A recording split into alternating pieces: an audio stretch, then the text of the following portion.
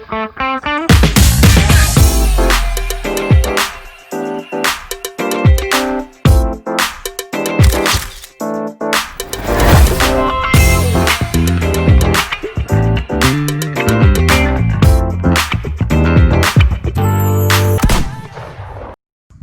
afternoon, students. I'm glad we are here. Let me to introduce myself. My name is Nurul Zulinar, or you can call me Miss Nurul. I'm your tennis teacher for this semester, and I'm graduate from postgraduate school of UNES, majoring of physical education. Now, students, today we will learn about the basic technique of tennis. I will ask you about simple question. What is tennis? Does everybody know about the definition of tennis? I will explain shortly about what tennis is. Tennis is a racket sport that can be played individually against a single opponent or singles, or between two teams or two players each, or doubles.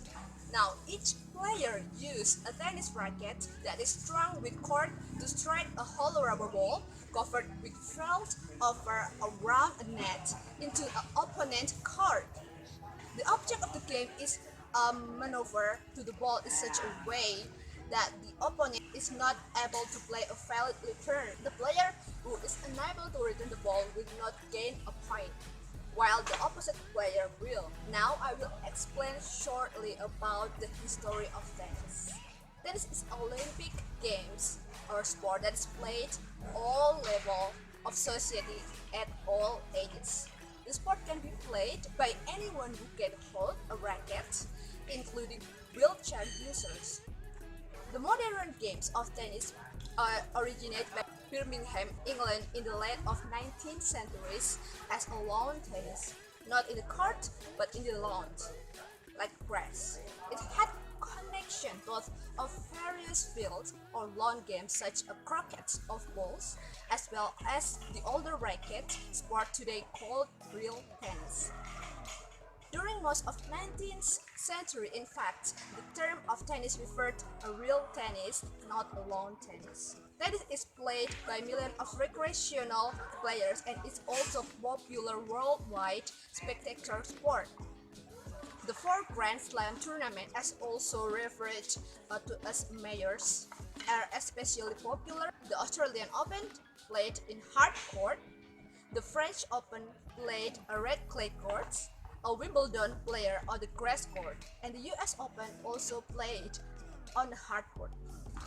Tennis was originally called lawn tennis, and grass courts are still in use, but the most common court materials today are clay, called hardcore, like this in the most place, although in the United States that term refers to any hard surface.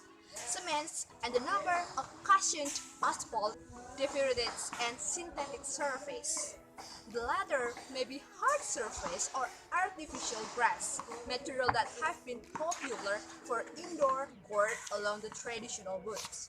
Now I will explain about the equipment and tool of tennis.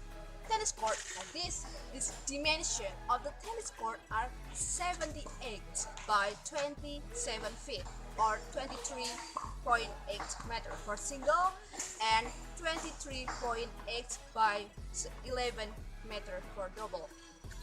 The height of the net in the center is 3 feet or 1 or 0.91 meter and is formed at each side of the court by posts 1.1 meter high place 3 feet outside of the court.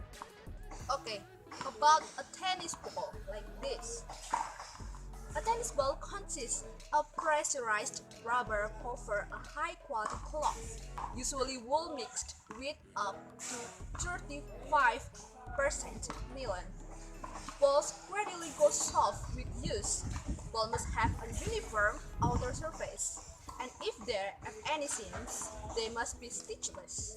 Now, International Tennis Federation specific that the ball must be yellow or white like this, between 2.5 and 2.8 inches, or 6.35 and or 7.14 centimeter in diameter. Now about rackets.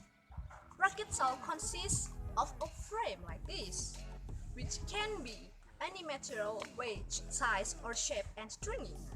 The stringing must be uniform and smooth, and may be of any materials. String must be alternately interlaced or bounded where they cross. Now about basic techniques of tennis. Now all games of tennis consist of 6 basic strokes. They are the serve, forehand groundstroke, backhand groundstroke, forehand volley, backhand volley, and the overhead smash. But today we will learn about the second techniques. It's about forehand groundstroke. The following tennis lesson help you to develop the modern forehand technique, which is allow you to hit forehand with effortless power while maintaining high consistency of your shots.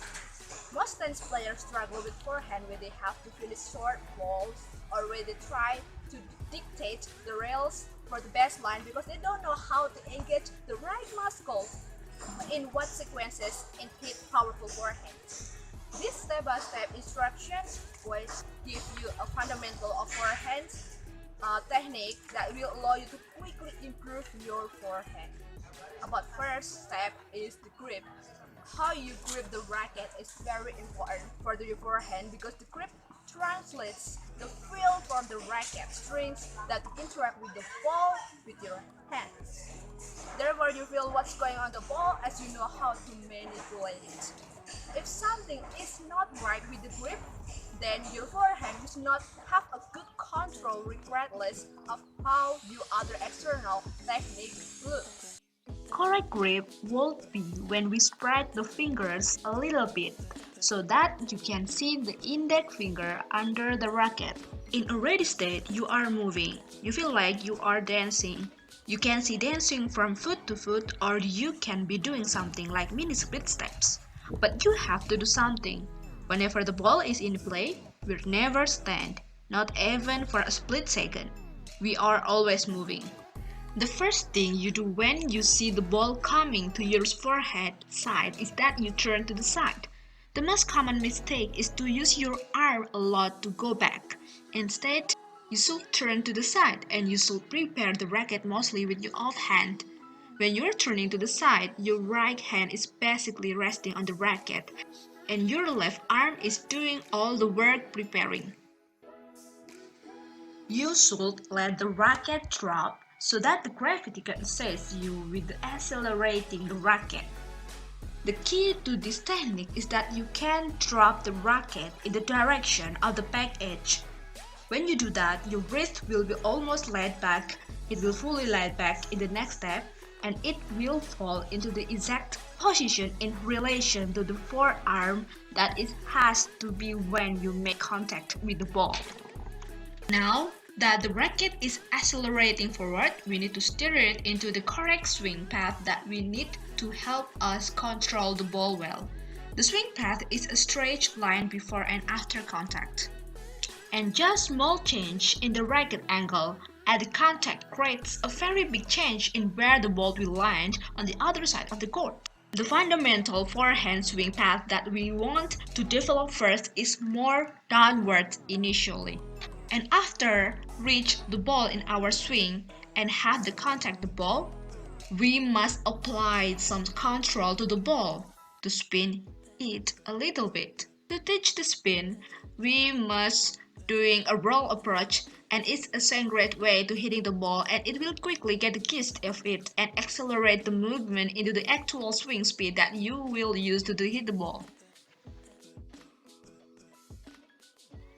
After we just need to complete our stroke in the follow-through, you work on the catching in the racket with your left hand somewhere above your shoulder in this position because when you catch the racket, your left arm and your left shoulder will go out of the way.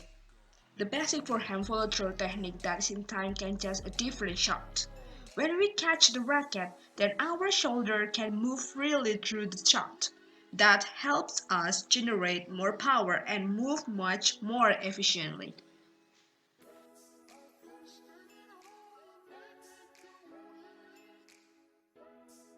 So, student, that the basic technique how to forehand in tennis. So you can learn with your friend. now with peer-to-peer, how to hold in right way and do forehand 20 times each student. And shuttle position again. Okay, are you understand? Okay, now we will practice. Let's go.